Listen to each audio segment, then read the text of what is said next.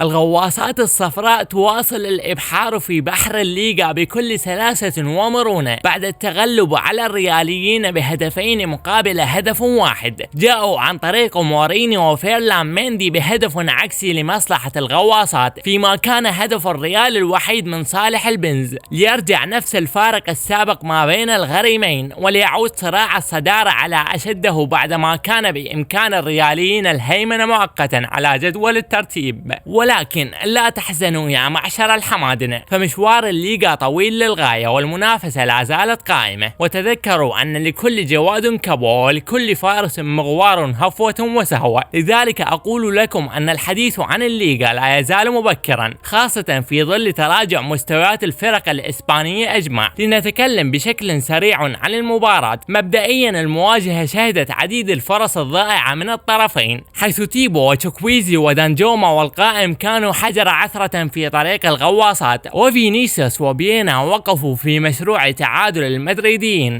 في لقطة الجزاء ارتد فويث إلى أسفل السافلين بإثارته غيظ الفيارياليين بلمسة يد سخيفة للغاية، ولكنه سرعان ما صحح خطأه وحصل على ركلة جزاء بعد مناورة رائعة بينه وبين تشوكويزي، الأمر الذي أجبر ألابا على الوقوع بالمحظور بعد إحساسه بالخطر. وما قبل نهاية المباراة أضاع دانجوما فرصة زيادة الغلة أمام مرمى فارغ ودفاع متسيب لتبقى النتيجة كما هي 2-1 لفياريال. And yeah, that's it. Peace out.